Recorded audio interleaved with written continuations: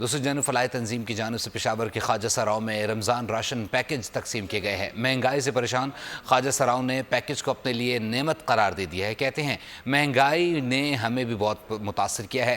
مزید جانتے پشاور سے بول نیوز کے نمائندے نواب شیر سے۔ نواب شیر اپڈیٹ کیجیے گا۔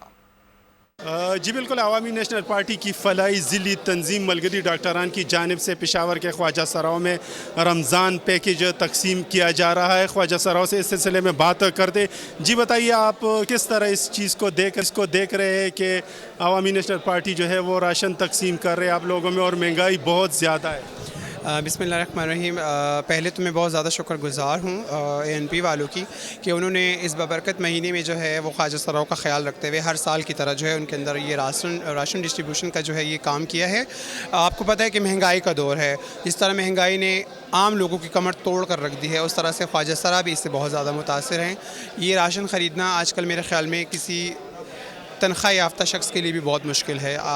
دال، چینی، آٹا یہ اتنی عروج پر ہے کہ یہ ہمارے خواجہ سرا خرید نہیں سکتے۔ جیسا کہ آپ لوگ دیکھ رہے ہیں کہ عوامی نیشنل پارٹی کی جانب سے جو ہے وہ خواجہ سراؤں میں راشن تقسیم کیا جا رہا ہے اور 45 سے زائد خواجہ سراؤں کو جو ہے وہ رمضان پیکج دیا جا رہا ہے۔ جی سبسکرائب کریں اور بیل دبائیں تاکہ کوئی خبر رہ نہ جائے۔